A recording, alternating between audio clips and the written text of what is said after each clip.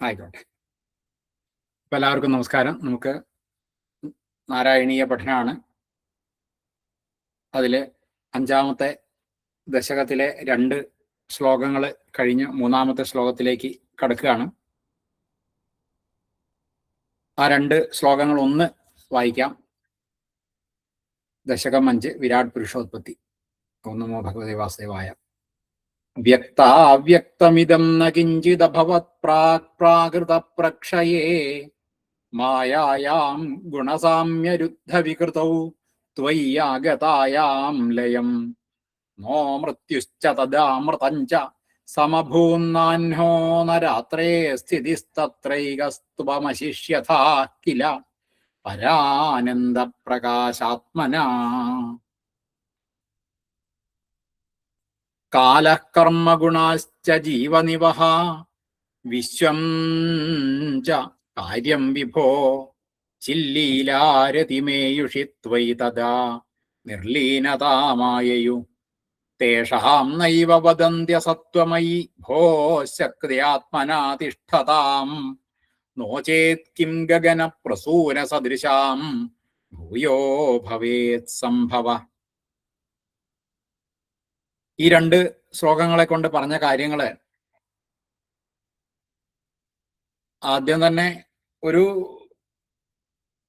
പ്രളയം ഉണ്ടായിരിക്കുന്ന അവസ്ഥയിൽ എന്താണ് ഉണ്ടാവുക, അതിൽ നിന്ന് സൃഷ്ടിയുടെ തലത്തിലേക്ക് വരുന്ന സമയത്തുള്ള വിഷയങ്ങളാണ് നമ്മൾ മനസ്സിലാക്കുന്നത്. അപ്പോൾ ആ തത്വങ്ങൾ ക്രമത്തിൽ ഓരോരോ തത്വങ്ങളായിട്ട് എങ്ങനെ രൂപപ്പെടുന്നു എന്നുള്ളതാണ് പറഞ്ഞു വരുന്നത്. അതില് ആദ്യം തന്നെ ഭഗവാൻ ഉണ്ട്. ഇതൊക്കെ സമാസം ഗുണങ്ങളൊക്കെ തുല്യമായിട്ട് നിൽക്കുന്ന അവസ്ഥയിൽ ഒരു തരത്തിലുള്ള സൃഷ്ടിയും ഉണ്ടാവുന്നില്ല എന്നൊക്കെ പറഞ്ഞു. അപ്പൊ അങ്ങനെയാണ് അവിടെ മായ എന്നുള്ളതിനെ ഭഗവാന്റെ ആഗ്രഹപ്രകാരം മായയുടെ ചില പ്രവൃത്തികൾ വരുന്നത്. അപ്പം ആ ഭഗവാനായി ആ ഭഗവാന്റെ പുറത്ത് ഒരു മായ എന്നുള്ള ഒരു സ്ഥിതിവിശേഷം വന്നു.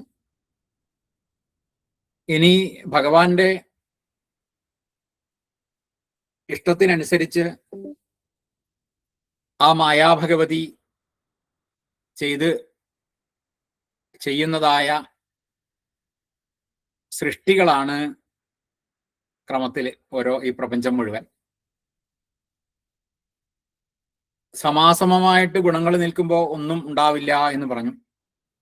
അതിലുള്ള ഗുണങ്ങൾക്ക് ഏറ്റക്കുറച്ചിൽ വരുത്തിക്കൊണ്ടാണ് ഓരോരോ സൃഷ്ടികളും ഉണ്ടാവുക.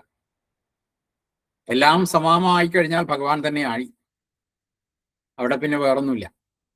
അതിൽ എന്തെങ്കിലും ചെറിയ മാറ്റങ്ങൾ വരുമ്പോഴാണ് അത് ഭഗവാനിൽ നിന്നും മാറിയതായിട്ട് തോന്നുക. അതേ ഉള്ളൂ, അതാണ് പ്രപഞ്ചം. അപ്പോൾ ഓരോരോ വിഷയങ്ങളായിട്ട് പറഞ്ഞു. പിന്നെ ഇങ്ങനെയുള്ള അവസ്ഥയിൽ ഒക്കെ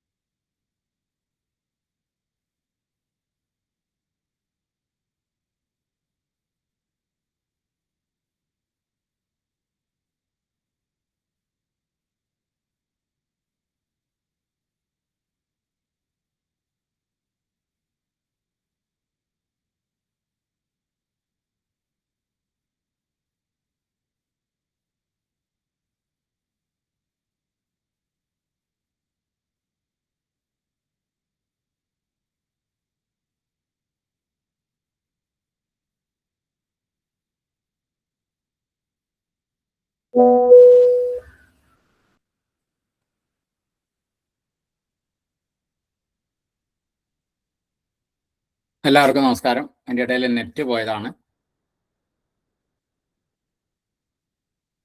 എല്ലാവർക്കും നമസ്കാരം. നാരായണീയ പഠനത്തിലെ 5-ാമത്തെ ദശകത്തിലെ 3-ാമത്തെ ശ്ലോകമാണ് പറയുന്നത്. അപ്പോൾ സൃഷ്ടി നടക്കണം എന്നുണ്ടെങ്കിൽ ആ ഭഗവാൻ ഗുണങ്ങൾ മുഴുവൻ സമാസമമായിട്ടിരിക്കുന്ന വിഷയത്തിൽ സൃഷ്ടികളൊന്നും ഉണ്ടാവില്ല. ലോകം, പ്രപഞ്ചം എന്നുള്ളത് തന്നെ ഉണ്ടാവില്ല. ഭഗവാൻ മായ എന്നുള്ള ഒരു സ്ഥിതി വന്ന് അതിൻ്റെ ശേഷമാണ് ആ മായയോട് ആജ്ഞാപിച്ചിട്ടെന്നോ മായയ്ക്ക് പ്രേരണ കൊടുത്തിട്ടെന്നോ ആ മായയാണ് സൃഷ്ടികളൊക്കെ ചെയ്യുന്നത്. അപ്പൊ അതിൻ്റെ വിഷയങ്ങളാണ് പറയുന്നത്. 3-ാമത്തെ ശ്ലോകത്തിലേക്ക് കടക്കാം. ഏവം ച ദ്വിപരാർത്ഥകാല വിഗതാ വീക്ഷാം സിസൃക്ഷാത്മികാം ബിഭ്രാണേ ത്വയി ചുക്ഷുഭേ ത്രിഭുവനീഭാവായ മായാ സ്വയം. മായാതഃ ഖലു കാലശക്തിരഖിലാദൃഷ്ടം സ്വഭാവോപി ച പ്രാദുർഭൂയ ഗുണാൻ വികാസ്യ വിദധുസ്തസ്യാ സഹായക്രിയാം. ഏവം ച ദ്വിപരാർത്ഥകാലവിഗതൗ ഈക്ഷാം സിസൃക്ഷാത്മികാം ബിഭ്രാണേ ത്വയി ചുക്ഷുഭേ ത്രിഭുവനീഭാവായ മായാ സ്വയം. മായാതഃ ഖലു കാലശക്തി അഖിലാദൃഷ്ടം സ്വഭാവഃ അപി ച പ്രാദുർഭൂയ ഗുണാൻ വികാസ്യ വിദധു തസ്യാ സഹായക്രിയാം. ഇങ്ങനെയാണ് പദങ്ങൾ വരുന്നത്. ആദ്യം ഒന്ന് അത് വായിക്കാൻ തരത്തിൽ നമുക്കൊന്ന് പഠിക്കാം, മനസ്സിലാക്കാം. ഏവം ച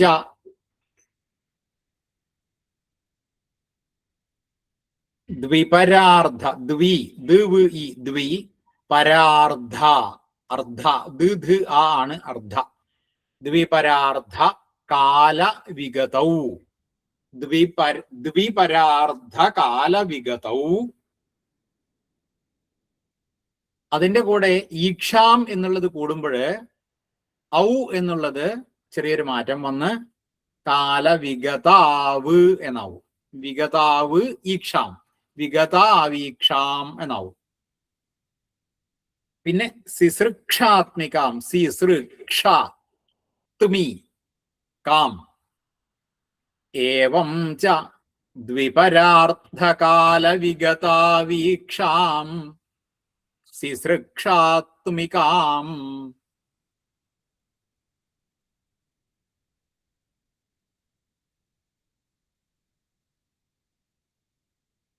ഏവം ച ദ്വിപരാർത്ഥകാലവിഗതാവീക്ഷാം സിസൃക്ഷാത്മികാം.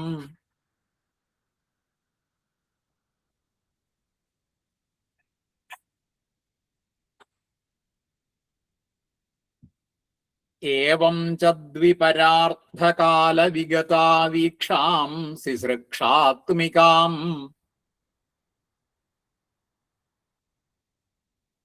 പിന്നെ ബിഭ്രാണേ ബിഭ്രാണേ ത്വയി അതാണ് ത്വയി ത്വയി എന്നായ പോരാ. ത്വയി വിഭ്രാണേ ത്വയി അടുത്തത് ചുക്ഷുഭേ. ചു ക്ഷു കീഷ് ഉ ആണ് ക്ഷു. ചുക്ഷു ഭേ. ഭ എന്നുള്ളത് ഘോഷാക്ഷരാണ്. ചുക്ഷുഭേ. ബിഭ്രാണേ ത്വയി ചുക്ഷുഭേ.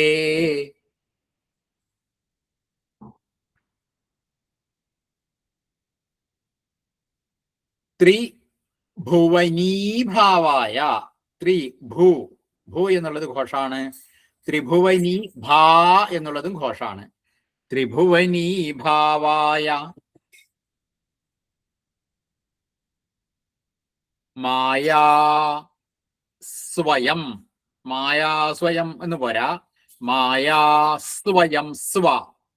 മായാ സ്വയം.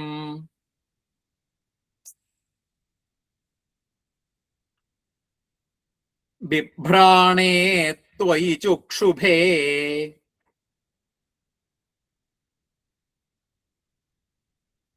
ബിഭ്രാണേ ത്വയി ചുക്ഷുഭേ.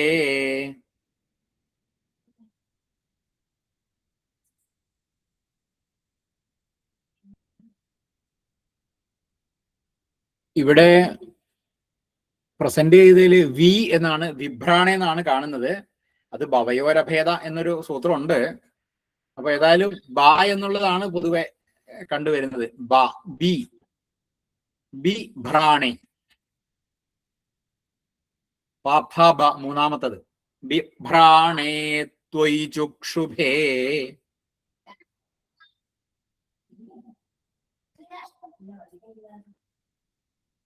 ത്രിഭുവനീഭാവായ മായാ സ്വയം.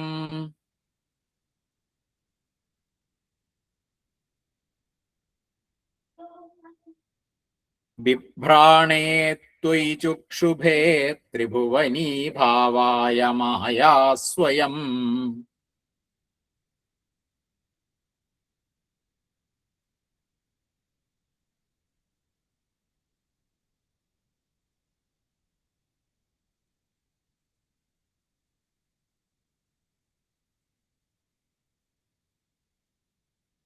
ഏവഞ്ച ദ്വിപരാർത്ഥകാലവിഗതാ വീക്ഷാംസി സൃക്ഷാത്മികാം.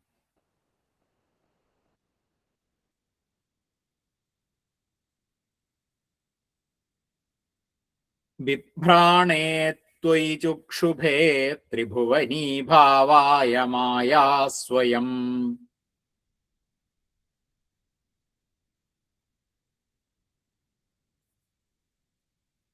മായാത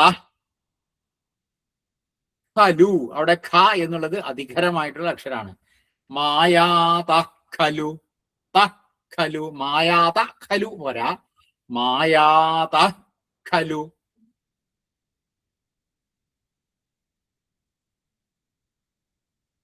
പിന്നെ കാലശക്തി. അത് അഖിലാദൃഷ്ടം എന്നുള്ളതിന്റെ കൂടെ കൂടുമ്പോ കാലശക്തി എന്ന് കഴിഞ്ഞിട്ട് വരുന്ന വിസർഗം ര് എന്നാവും. എന്നിട്ട് അഖിലാദൃഷ്ടം. അപ്പൊ കാലശക്തി ര് അഖിലാദൃഷ്ടം. കാലശക്തി അഖിലാദൃഷ്ടം. അവിടെ കാലശക്തി രാഖി. ഖി എന്നുള്ളത് അധികരമാണ്. നമ്മൾ നേരത്തെ ഖലു എന്ന് പറഞ്ഞ പോലെ തന്നെ. കാലശക്തിരഖിലാദൃഷ്ടം. പിന്നെ സ്വഭാവ അപി ച. സ്വ. അതാണ് സ്വ. ഭാ. സ്വഭാവ. സ്വഭാവ. ഭാഘോഷാണ്. സ്വഭാവ അപി. അവിടെ സ്വഭാവോ എന്നായിട്ട് അപി ആകാരം ലോപിച്ചിട്ട് സ്വഭാവോപിച്ച എന്നാവും. സ്വഭാവോപിച്ച.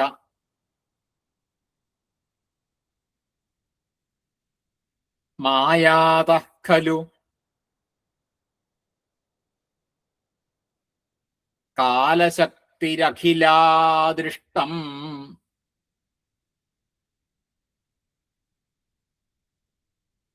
സ്വഭാവോപിച്ച.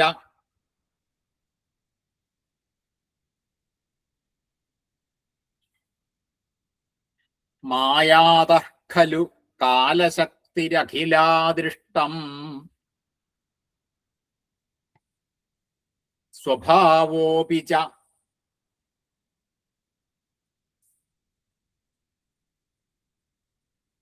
പ്രാദുർഭൂയ പ്രാദുർഭൂയ ഗുണാൻ വികാസ്യ പ്രാദുർഭൂയ ഗുണാൻ വികാസ്യ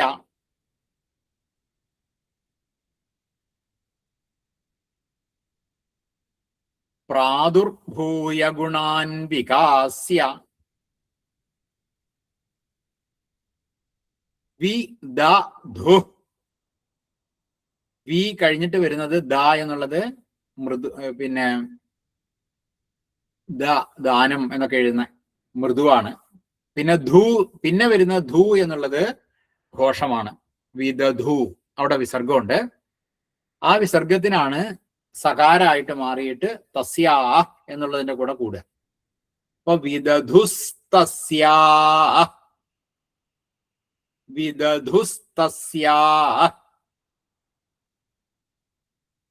പിന്നെയുള്ളത് സഹായക്രിയാം എന്നാണ്. അവിടെ ഈ പറഞ്ഞ പോലെ തസ്യാ എന്നുള്ള വിസർഗം സഹായക്രിയാം എന്നുള്ളതിന്റെ കൂടെ കൂടുമ്പോൾ സഹായക്രിയാം എന്നാവും.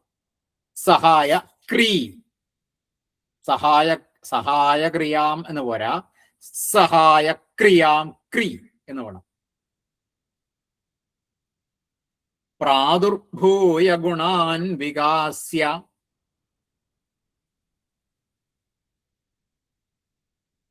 വിദധുസ്തസ്യാ സഹായക്രിയാം.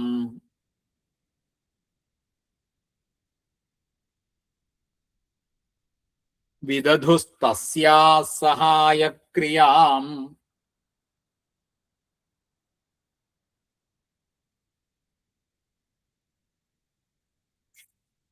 പ്രാദുർഭൂയ ഗുണാൻ വികാസ്യ വിദധുസ്തസ്യാ സഹായക്രിയാം.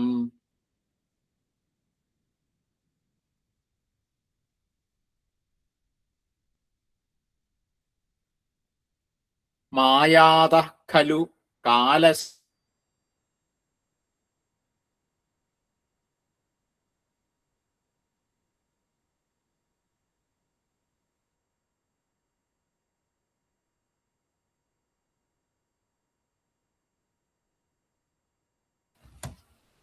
മായാതഃ ഖലു കാലശക്തിരഖിലാദൃഷ്ടം സ്വഭാവോപി ച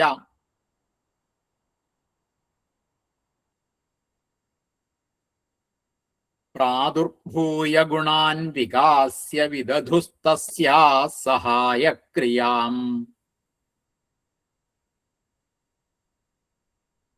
അപ്പൊ നമുക്ക് ഇതിന്റെ അർത്ഥം എന്താണ് എന്ന് നോക്കാം. നമുക്ക് നേരത്തെ പറഞ്ഞ അർത്ഥം ഒക്കെ മനസ്സിലായി. അവിടെ ആ ഭഗവാൻ ആകുന്ന പരമാത്മാവുണ്ട്. ആ പരമാത്മാവിന് പുറമെയായിട്ട് ഒരു മായ എന്നു പേരായിട്ടുള്ള ഒരു ശക്തിയുമുണ്ട്. അങ്ങനെ നിൽക്കുകയാണ്. ഏവം ദ്വിപരാർത്ഥകാല വിഗതൗ. ഏവം എന്ന് പറഞ്ഞാൽ ഇപ്രകാരം, ഇങ്ങനെ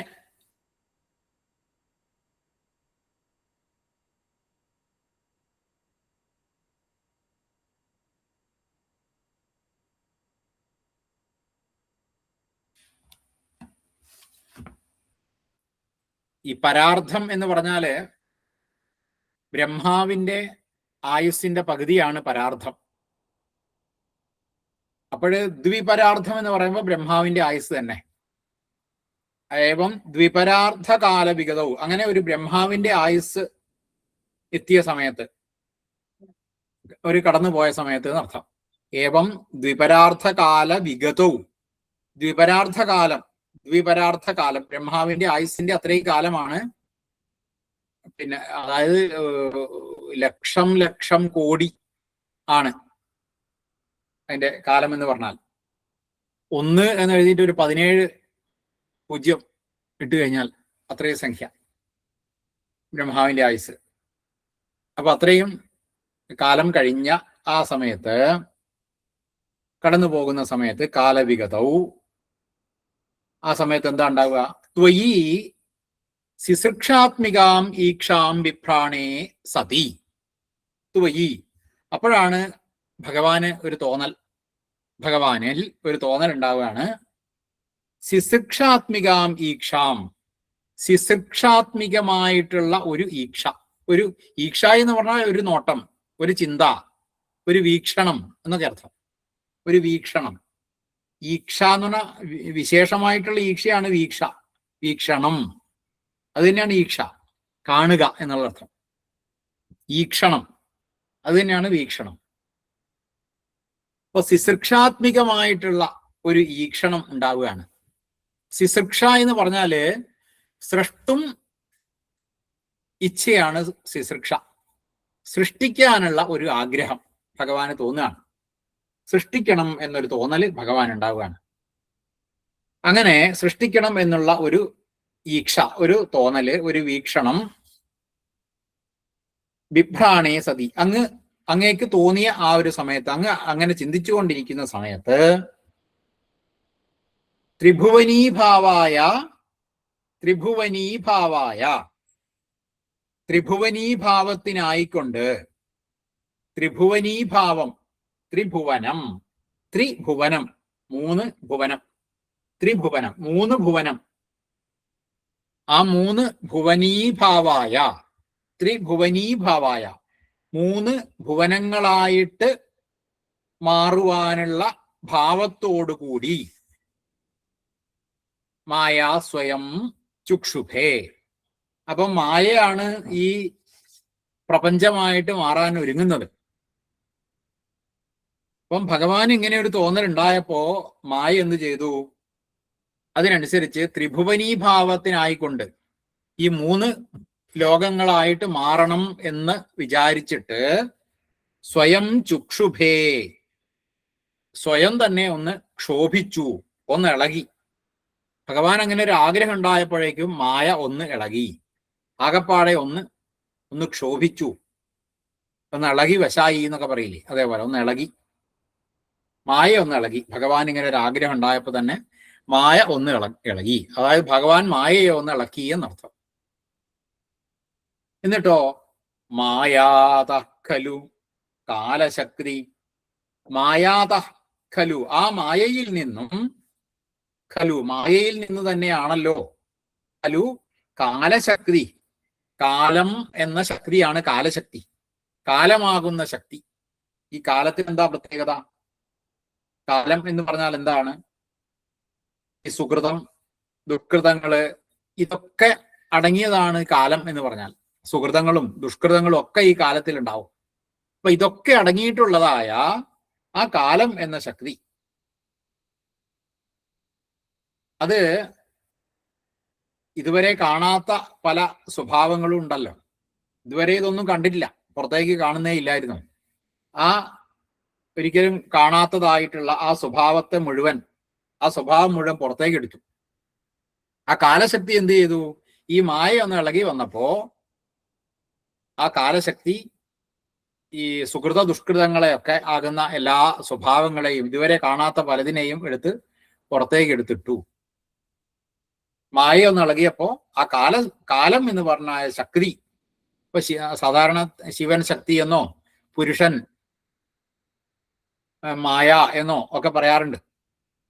ആ ശക്തി എന്ന് പേരുള്ളത് ഇതുവരെ ഉള്ളിൽ ഇല്ലാത്ത പലതിനെ എടുത്ത് പുറത്തേക്ക് ഇട്ടു. ഇനി അതിനെ കൊണ്ടൊക്കെ വേണം, ഓരോ ഉപകരണങ്ങളൊക്കെ എടുത്ത് പുറത്തിട്ടില്ലേ, ഒക്കെ എടുത്ത് മടക്കി വെച്ചതായിരുന്നു, ബാഗിൽ മടക്കി വെച്ചതായിരുന്നു, അതൊക്കെ എടുത്ത് പുറത്തേക്ക് ഇട്ടു എന്നർത്ഥം. അത് എടുത്ത് പുറത്തേക്ക് ഇട്ട ആളാണ് ശക്തി. അപ്പോ ഭഗവാൻ ആഗ്രഹിച്ചു മായ എന്ന് പേരായിട്ടുള്ള അത് ഒന്നായിട്ടൊന്ന് ഇളകി, കാലശക്തി അതിനെയൊക്കെ ഓരോന്നായിട്ട് ഇതുവരെ കാണാത്ത പലതിനെയും പുറത്തേക്ക് എടുത്തുകൊണ്ടിരിക്കുകയാണ്, പുറത്തേക്ക് എടുത്തിട്ടു. അഖിലാദൃഷ്ടം, ഇതുവരെ കാണാത്തതും സ്വഭാവങ്ങളൊക്കെ, അതിന്റെ ഓരോരോ ഭാവങ്ങള്, സ്വഭാവം എന്ന് പറഞ്ഞാല് സ്വന്തം ഭാവമാണ് സ്വഭാവം. ആ ഓരോന്നിൻ്റെതായിട്ടുള്ള ഭാവങ്ങളും പുറത്തേക്ക് തെളിഞ്ഞു വരാൻ തുടങ്ങി. ആ പുറത്തേക്ക് എടുത്തതിന്റെ ഓരോന്നിന്റെയും ഭാവങ്ങൾ കാണാൻ തുടങ്ങി. ഇതിന്റെ ഉള്ളിലുള്ളപ്പോൾ അതൊന്നും മനസ്സിലാവുന്നില്ലായിരുന്നു. അത് പുറത്തേക്ക് എടുത്തപ്പോൾ ഓരോന്നിന്റെയും സ്വഭാവങ്ങള് തെളിയാൻ തുടങ്ങി. എന്നിട്ടോ ഇതൊക്കെ പുറത്തേക്ക് എടുത്തിട്ട് കഴിഞ്ഞിട്ട് ഗുണാൻ വികാസ്യ, ഭഗവാൻ എന്ത് ചെയ്തു? അപ്പൊ ഭഗവാൻ ഭഗവാന്റെ ഈക്ഷണ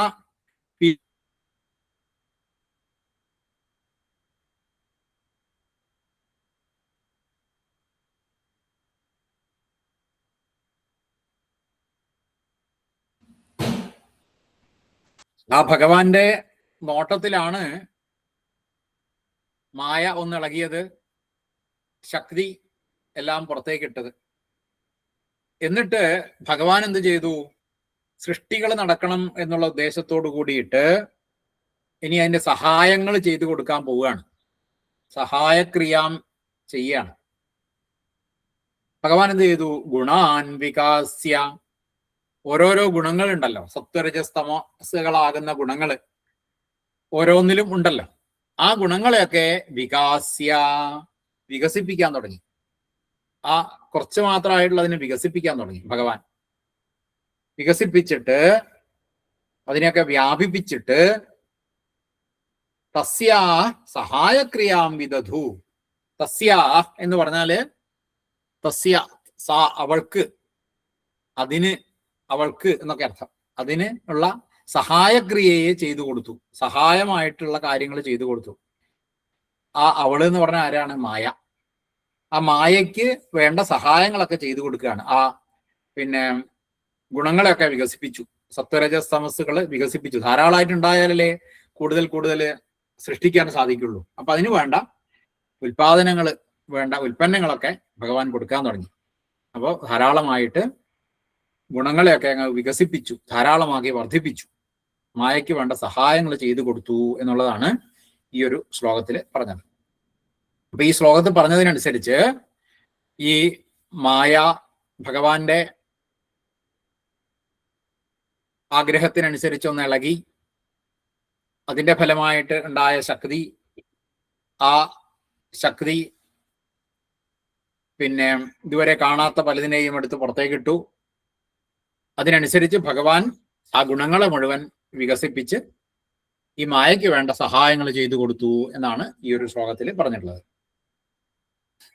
ഏവം ചദ്വിപരാർത്ഥകാല വിഗതാ വീക്ഷാം സിസൃക്ഷാത്മികാം ബിഭ്രാണേ ത്വയി ചുക്ഷുഭേ ത്രിഭുവനീ ഭാവായ മായാ സ്വയം മായാതഃ ഖലു കാലശക്തിരഖിലാദൃഷ്ടം സ്വഭാവോപി ച പ്രാദുർഭൂയ ഗുണാൻ വികാസ്യ വിദധുസ്തസ്യാ സഹായക്രിയാം. അപ്പോ ഈ മൂന്നാമത്തെ ശ്ലോകം കഴിഞ്ഞു. ഇനി നമുക്ക് നാലാമത്തെ ശ്ലോകത്തിലേക്ക് കടക്കാം. മായാസന്നിഹിതോ പ്രവിഷ്ടവപുഷാ സാക്ഷീതി ഗീതോ ഭവാൻ ഭേദൈസ്താം പ്രതിബിംബതോ വിവിശിവാൻ ജീവോപി നൈവാപര കാലാദി പ്രതിബോധിതാഥ ഭവതാ സഞ്ചോദിതാ ച സ്വയം മായാ സാ ഖലു ബുദ്ധിതത്വമസൃജത് യോസൗ മഹാനുച്യത്തെ. മായാസന്നിഹിത അപ്രവിഷ്ടവപുഷ സാക്ഷി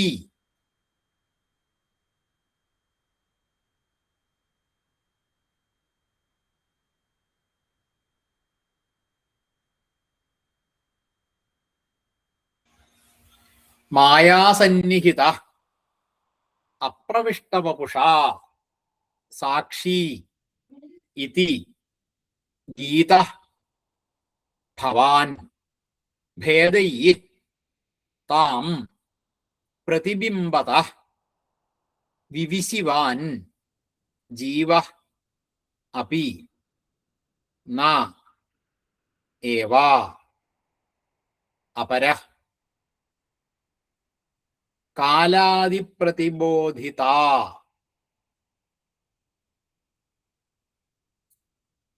അഥ ഭവതാ സഞ്ചോദിത ച സ്വയം മായാ സാ ഖലു ബുദ്ധിതത്വം അസൃജത് യഹ് അസൗ മഹാൻ ഉച്യത്തെ. ആദ്യം ഒന്ന് വായിക്കാം, മനസ്സിലാക്കാം. മായാസന്നിഹിത, മായാസന്നിഹിത, മായാസന്നിഹിത. പിന്നെ അപ്രവിഷ്ട വപുഷ, ആ അപ്രവിഷ്ട, അപ്രവിഷ്ട വപുഷ, അപ്രവിഷ്ട വപുഷ,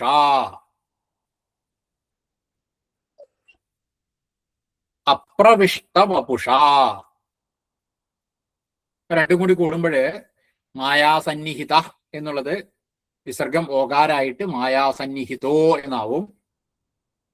അപ്രവിഷ്ട വപുഷ എന്നുള്ളതിന്റെ അകാരം ലോപിച്ച് വരും. അപ്പൊ മായാസന്നിഹിതോ പ്രവിഷ്ട വപുഷ,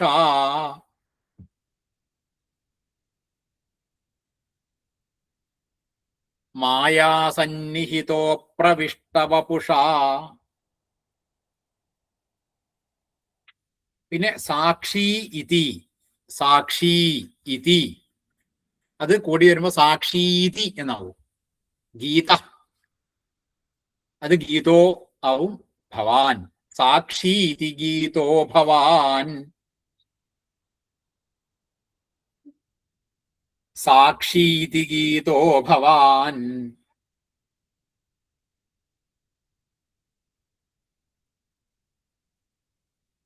മായാസന്നിഹിതോ പ്രവിഷ്ട വപുഷ സാക്ഷീതി ഗീതോ ഭവാൻ.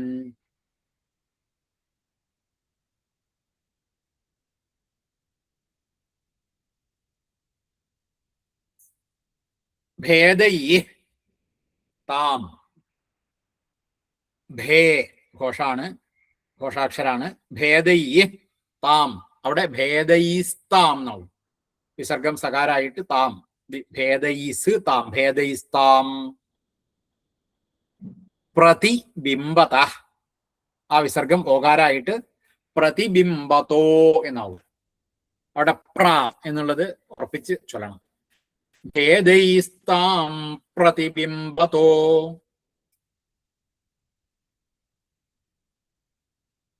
വിവിശിവാൻ, വിവിശിവാൻ, ഭേദൈസ്താം പ്രതിബിംബ.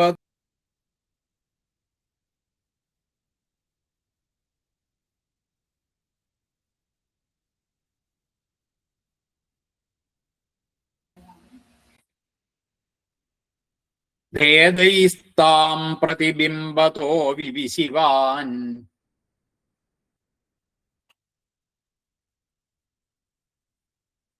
ജീവ അപി, അവിടെ ജീവ എന്നുള്ളത് ജീവോ എന്നാവും.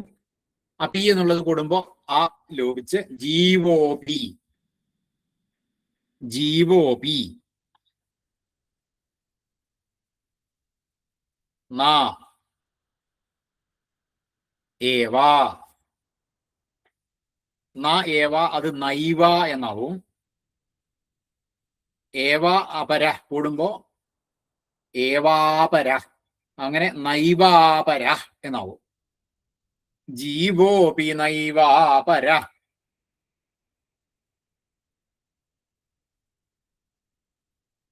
ജീവോപി നൈവാപര.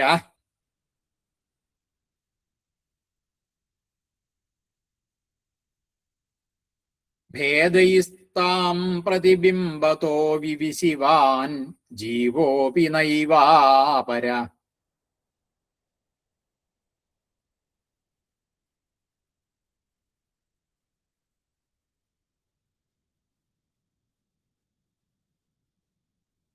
കാലാദി പ്രതിബോധിത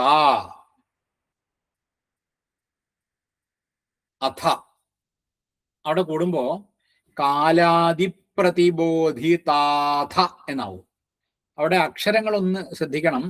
കാലാദി അവിടെ കുഴപ്പമില്ല. പിന്നെ പ്ര എന്ന് ചെല്ലുമ്പോൾ ഒരു ശക്തി കൊടുക്കണം.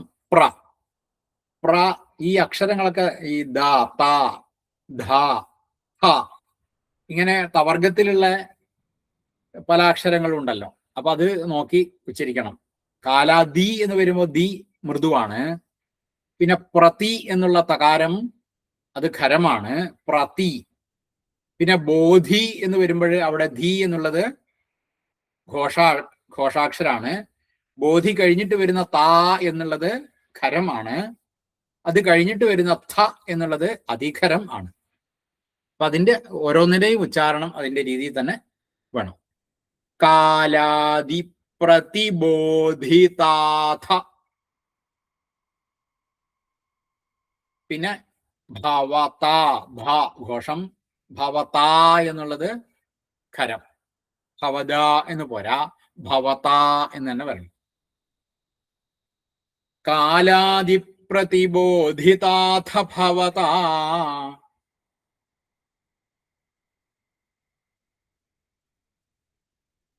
കാലാദി പ്രതിബോധിതാഥ ഭവത.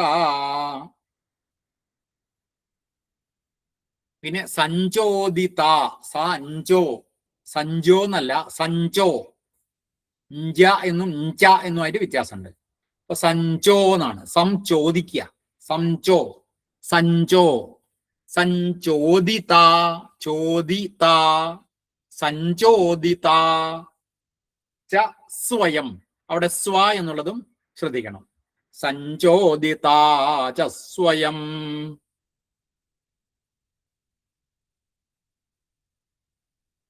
കാലാദി പ്രതിബോധിതാഥ ഭവത.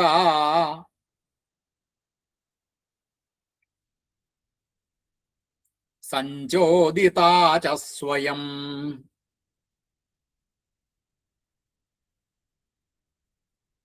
കാലാദി പ്രതിബോധിതാഥ ഭവത സഞ്ചോദിത ച സ്വയം.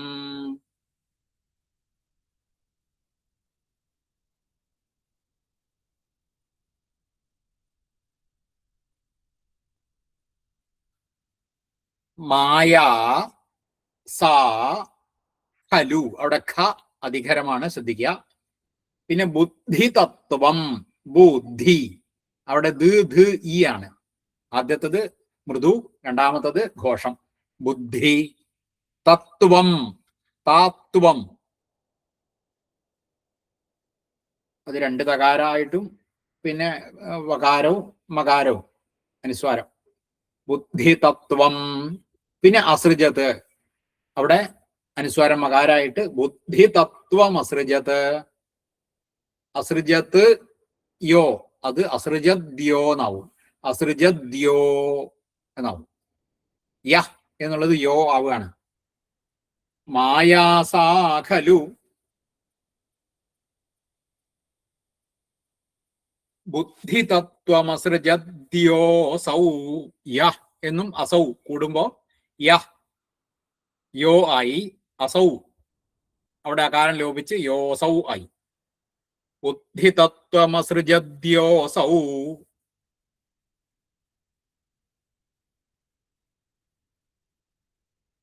ബുദ്ധി തത്വമസൃജദ്യോ സൗ മഹാൻ ഉച്യത്തെ. അത് മഹാനുച്യത്തെ എന്നാവും. നു മഹാൻ ഉ മഹാനുച്യത്തെ. മായാസാഖലു ബുദ്ധി തത്വമസൃജദ്യോ സൗ മഹാനുച്യത്തെ.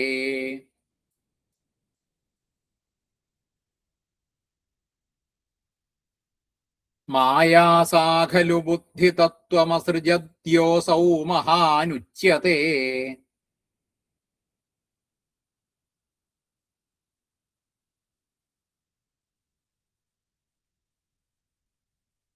മായാസന്നിഹിത. അവിടെ മായാസന്നിഹിത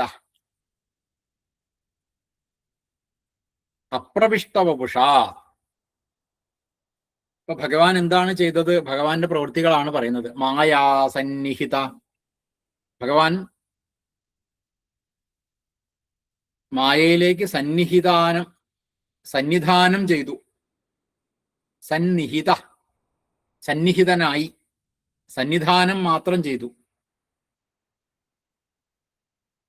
മായയിലേക്ക് സന്നിധാനം ചെയ്തു. എന്താ ചെയ്യാത്തത്? അപ്രവിഷ്ട വപുഷ. അവ വപുസ്സോട് കൂടിയിട്ട് മായയിലേക്ക് പ്രവേശിച്ചിട്ടില്ല. വപുസ്സോട് കൂടിയിട്ട്, വപുസ് ശരീരം, വപുസ്സോട് കൂടിയിട്ട് പ്രവേശിച്ചില്ല. പ്രവിഷ്ടൻ എന്ന് പറഞ്ഞാൽ പ്രവേശിച്ചു എന്നർത്ഥം. പ്രവേശിച്ചവൻ. പ്രവിഷ്ടനല്ല. ശരീരത്തോട് കൂടിയിട്ട്, വപുസ്സിനോട് കൂടിയിട്ട് പ്രവിഷ്ടനായിട്ടില്ല. അപ്രവിഷ്ടനാണ്. അവ ശരീരത്തോട് കൂടിയിട്ട് മായയിലേക്ക് പ്രവേശിച്ചിട്ടില്ല ഭഗവാൻ. ആ മായയിൽ സന്നിധാനം ചെയ്തിട്ട് മാത്രമേ ഉള്ളൂ. അപ്പൊ അതുകൊണ്ടാണ് മായയിൽ പിന്നെ സന്നിധാനം ചെയ്യുകയും ചെയ്തു, പ്രവേശിച്ചിട്ടുമില്ല. ആ വ്യത്യാസം നമ്മൾ മനസ്സിലാക്കാം. അപ്പൊ അതുകൊണ്ട് തന്നെ എന്ത് നമുക്ക് മനസ്സിലാക്കാം? അതുകൊണ്ട് തന്നെയാണ് ആ ഭഗവാനെ ഭവാൻ സാക്ഷി ഇതി ഗീത. ആ ഭവാനെ, അങ്ങ് സാക്ഷി എന്ന് ഗീത, സാക്ഷി എന്ന് അറിയപ്പെടുന്നത്. ആ ഭഗവാനെ എല്ലാവരും സാക്ഷി എന്നാണ് പറയാ. ഭഗവാനല്ല ഇതൊന്നും ചെയ്യുന്നത്, ഭഗവാൻ സാക്ഷിയാണ്. എല്ലാം ഭഗവാനാണ്, എന്നാലും ഭഗവാൻ സാക്ഷിയാണ്. അതുകൊണ്ട് തന്നെ അങ്ങയെ സാക്ഷി എന്ന് പുകഴ്ത്തി പറയാണ്. ഇത് മുഴുവൻ പിന്നെ കണ്ടുകൊണ്ടിരിക്കുന്നതല്ലേ ഉള്ളൂ, ബാക്കിയൊക്കെ ഞങ്ങളല്ലേ ചെയ്യുന്നതെന്നല്ല. അപ്പോ ഇത്രയൊക്കെ കാര്യങ്ങൾ അങ്ങ് ചെയ്തിട്ടും അങ്ങ് സാക്ഷിയായിട്ട് മാത്രം അറിയപ്പെടുന്നു എന്ന് പറയാണ്. അതുകൊണ്ട് അങ്ങയെ സാക്ഷി എന്ന് പുകഴ്ത്തി പറയുകയാണ് ആൾക്കാർ ചെയ്യുന്നത്. ആൾക്കാരല്ല, ബുദ്ധിയുള്ള ആൾക്കാർ എന്നർത്ഥം. ഭവാൻ സാക്ഷി ഇത് ഗീത. അങ്ങ് സാക്ഷിയായിട്ട് അറിയപ്പെടുന്നു. ഗീത എന്ന് പറഞ്ഞാൽ പുകഴ്ത്തപ്പെടുന്നു എന്നർത്ഥം. പാടിപ്പുകഴ്ത്തുന്നു എന്നൊക്കെയുള്ള അർത്ഥമാണ് ഗീത. താം ഭേദയീ പ്രതിബിംബത വിവിശിവാൻ ഭവാനേവ.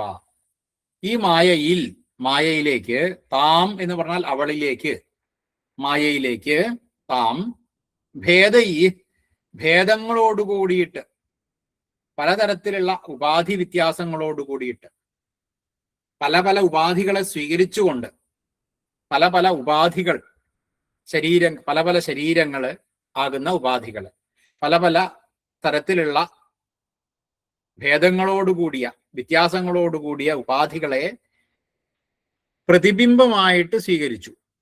പ്രതിബിംബം എന്നുള്ള നിലയ്ക്ക്, സ്വയമല്ല, പ്രതിബിംബം മാത്രമാണ്.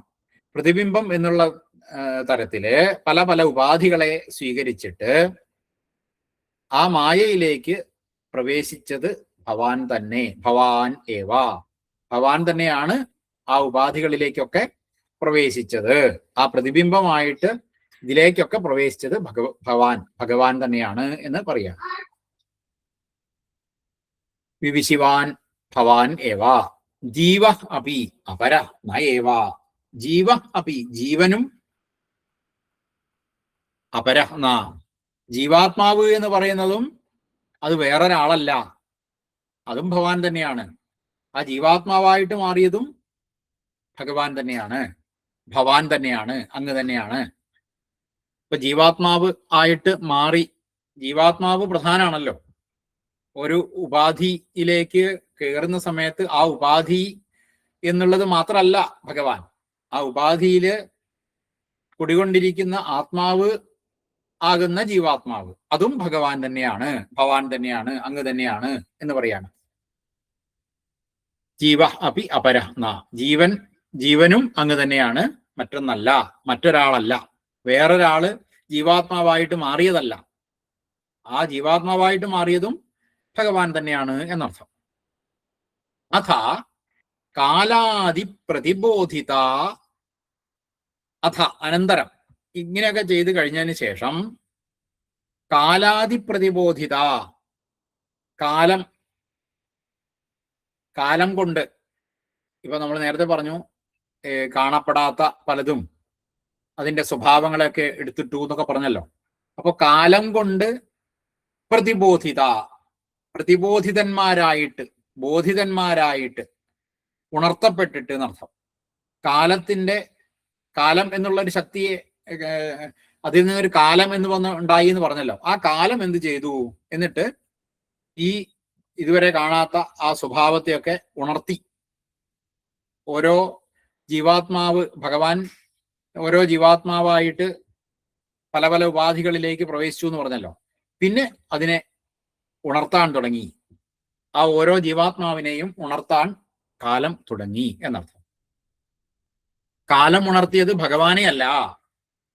ആ ഭഗവാൻ ജീവാത്മാവായിട്ട് ഓരോ ഉപാധിയിൽ പ്രവേശിച്ചപ്പോ ആ ജീവാത്മാവ്, ഉപാധികളോടുകൂടിയ ആ ജീവാത്മാവിനെയാണ് കാലം ഉണർത്താൻ തുടങ്ങിയത്. ഭഗവാനെ, പരമാത്മാവിനെ ഉണർത്തേണ്ട ആവശ്യം ഇല്ല.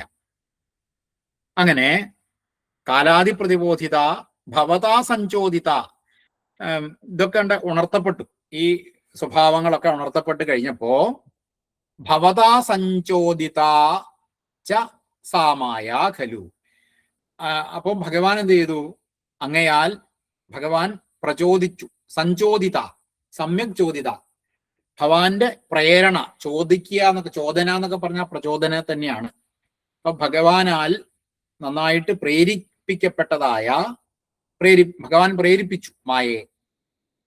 ഭവതാ സഞ്ചോദിതാച്ച, അങ്ങയാൽ സഞ്ചോദിതമായിട്ട്, സാ മായാഖലു, ആ മായ തന്നെ, മായ പിന്നെ എന്ത് ചെയ്യാണ്? സ്വയം ബുദ്ധിതത്വം അസൃജത്ത്, ബുദ്ധി എന്നു പേരായ തത്വത്തിനെ സൃഷ്ടിച്ചു. അപ്പൊ ഇതുവരെ ബുദ്ധി എന്നുള്ള തത്വം ഉണ്ടായിട്ടില്ല. അപ്പൊ ഭഗവാൻ ഒരു പ്രേരണ കൊടുത്തപ്പോ മായ എന്ത് ചെയ്തു? മായ സ്വയം തന്നെ ബുദ്ധി എന്നു പേരായ തത്വത്തെ സൃഷ്ടിച്ചു. ഈ ബുദ്ധിതത്വം എന്ന് പറഞ്ഞാൽ ആരാണ്, എന്താണ് എന്ന് പറയാണ്. ബുദ്ധിതത്വത്തെ ഒരു പുരുഷനായിട്ട് പറയാണ്. യ അസൗ മഹാനുച്യതേ. ഈ ബുദ്ധിതത്വത്തിനെയാണ്, ആ യാതൊരുവനെയാണ് അസൗ മഹാൻ എന്ന് ഉച്യതയെ, മഹാനായിട്ട് കണക്കാക്കപ്പെടുന്നു. ഈ ബുദ്ധിതത്വത്തിനെയാണ് മഹാൻ എന്ന് പറയാറ്. മഹത്തത്വം, മഹാൻ എന്നൊക്കെ പറയുന്നത് ഈ ബുദ്ധിതത്വത്തിനെ തന്നെയാണ് എന്ന് പറയാം. ബുദ്ധിതത്വമാണ് മഹാതത്വം. അപ്പം ബുദ്ധിതത്വവും കൂടി ഉണ്ടായി. ഇപ്പോ ഭഗവാനാകുന്നത്, ഭഗവാൻ മായ കൊണ്ടുള്ള ശക്തിയിൽ നിന്ന് ഇപ്പോ ശക്തി ഉണർത്തിയ സമയത്ത് ഭഗവാന്റെ പ്രേരണ കൊണ്ട് മായ ബുദ്ധിതത്വത്തെ ഉണ്ടാക്കി. അപ്പൊ ഭഗവാനുണ്ട്, മായയുണ്ട്, ശക്തിതത്വമുണ്ട്, ഇപ്പൊ ബുദ്ധിയും കൂടി ആയി. അപ്പൊ അങ്ങനെ ഓരോരോ തത്വങ്ങളിങ്ങനെ സൃഷ്ടിക്കുന്നതാണ് ക്രമത്തില് ഈ ഒരു അധ്യായത്തില്, ഈ ദശകത്തില് പറഞ്ഞു വരുന്നത്. മായാസന്നിഹിതോ പ്രവിഷ്ടവപുഷാ സാക്ഷീതി ഗീതോ ഭവാൻ ഭേദയിസ്താം പ്രതിബിംബതോ വിവിശിവാൻ ജീവോപി നൈവാപര കാലാദിപ്രതിബോധിതാഥ ഭവതാ സഞ്ചോദിതാ ച സ്വയം മായാസാ ഖലു ബുദ്ധിതത്വമസൃജദ്യോസൗ മഹാനുച്യതേ.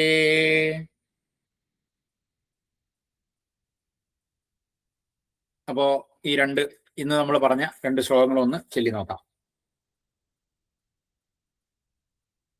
ഏവഞ്ചദ്വിപരാർത്ഥകാല വിഗതാ വീക്ഷാംസി സൃക്ഷാത്മികാം ബിഭ്രാണേ ത്വയി ചുക്ഷുഭേ ത്രിഭുവനീഭാവായ മായാ സ്വയം മായാതഃ ഖലു കാലശക്തിരഖിലാദൃഷ്ടം സ്വഭാവോപി ച പ്രാദുർഭൂയ ഗുണാൻ വികാസ്യ വിദധുസ്തസ്യാ സഹായക്രിയാം മായാസന്നിഹിതോ പ്രവിഷ്ടവപുഷാ സാക്ഷീതി ഗീതോ ഭവാൻ ഭേദയിസ്താം പ്രതിബിംബതോ വിവിശിവാൻ ജീവോപി നൈവാപര കാലാദിപ്രതിബോധിതാഥ ഭവതാ സഞ്ചോദിതാ ച സ്വയം മായാസാ ഖലു ബുദ്ധിതത്വമസൃജദ്യോസൗ മഹാനുച്യതേ.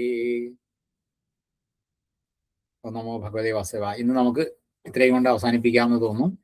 അപ്പൊ ഏതായാലും ഈ 2 ശ്ലോകങ്ങളും പറ്റുന്ന കുറച്ച് പേര് ഒന്ന് ചൊല്ലി നോക്കാം.